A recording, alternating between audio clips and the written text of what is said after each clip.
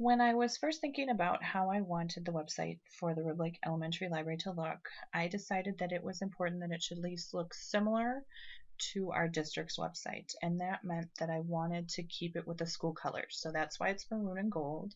I also decided to keep the navigation buttons along the top like our district website is. I did not, however, include drop-down menus with my navigation buttons. I thought that it would be easier for my younger students to navigate through the website if they didn't have to deal with those drop-down lists. So right now you just click on them and it will take you to that page. On the left, I included 4 different quick links that I thought would be useful to them. The first one is the Follow Destiny site, which still doesn't work 100% of the time.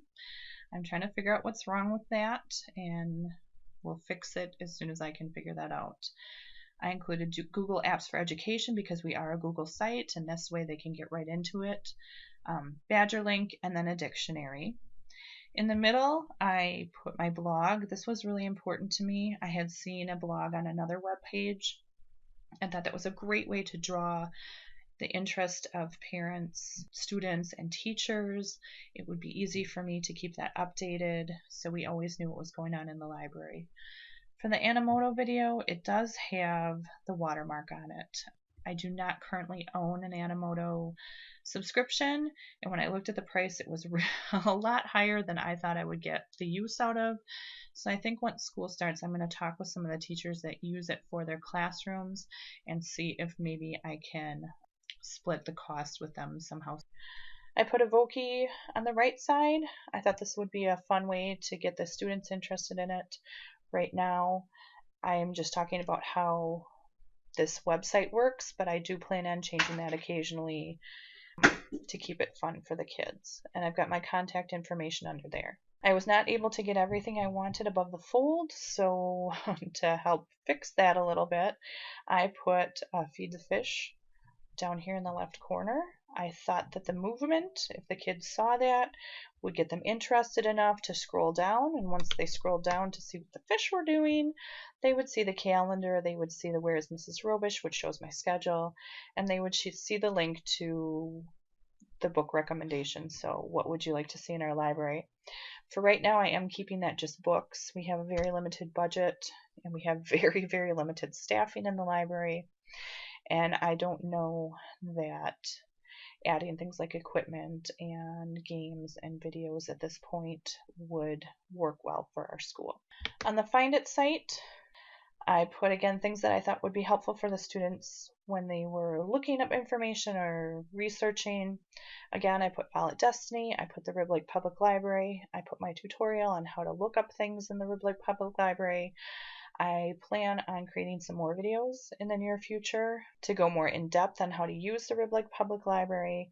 Also, possibly creating some tutorials on how to use Follow Destiny. For the rest of this, I pulled out some of the more useful tools from BadgerLink that I know the students use, like the Britannica Elementary School, the multimedia search, Sounds Abound, and then I have BadgerLink.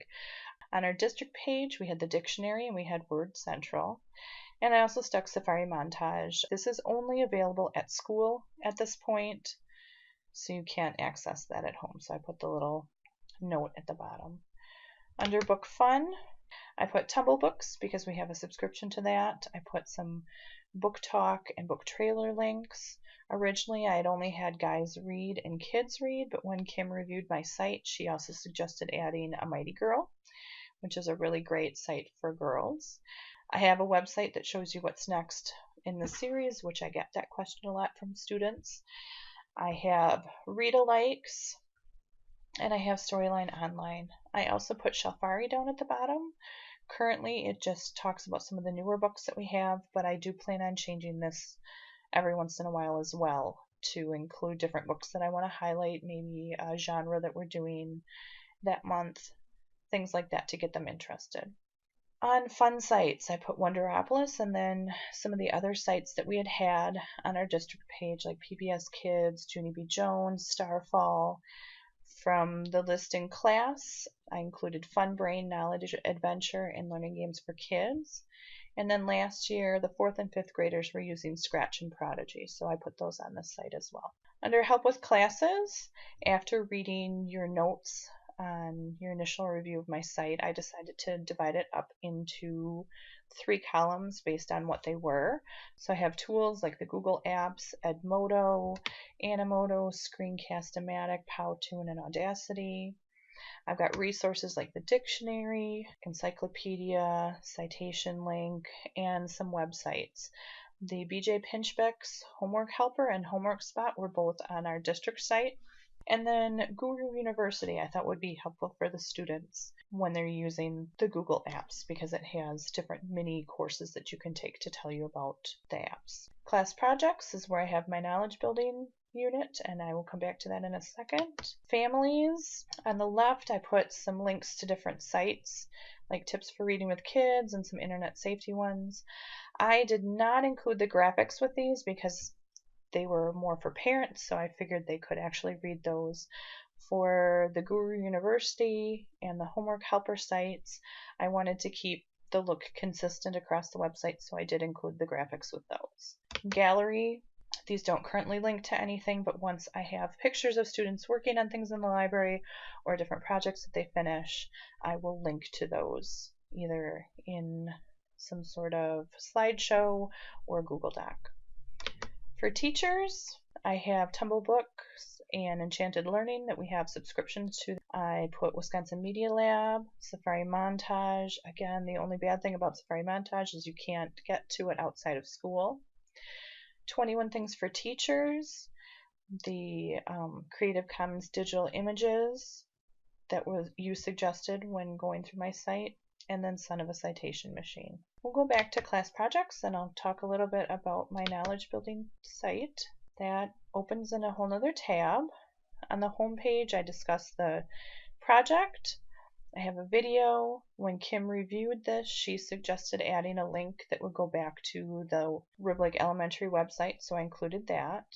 I've got how to, where we can have the steps to follow, link to lesson plans, handouts, rubrics, previous examples.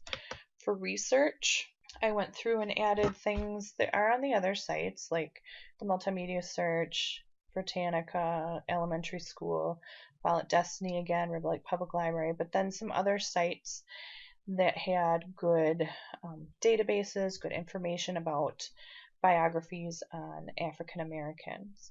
I did not include the BrainPop site because we do not have subscription to that, and the limited amount of information that they would be able to find on that site would be duplicated on some of the other sites that I found. For tools, I put the Google Apps, I put the Guru University underneath so they could find answers to any of the problems they had, Animoto with a tutorial, and then Powtoon with a tutorial. I would like to continue this, and if we have other tools that they're going to use, I would put a link to the site and then try to find some sort of tutorial or website that could help them on that as well. In Work Together, I originally just had one Padlet on here, but after reading your review where you said that might get filled up too fast, a little bit overwhelming, I split it into 2. So I have a question and answer Padlet where the kids can post questions, they can answer each other's questions, but also somewhere where the teacher can check that once a day and just make sure they know where the problems are and can answer those questions. And then I put a Padlet for resources, so students could share any other resources that weren't included on the research page that they thought would be helpful. The calendar, again, would go through different due dates, anything that the teacher felt was important to include on there, and then the finished project links once we had some finished projects. And we'll just go back to the home page, and that's my site.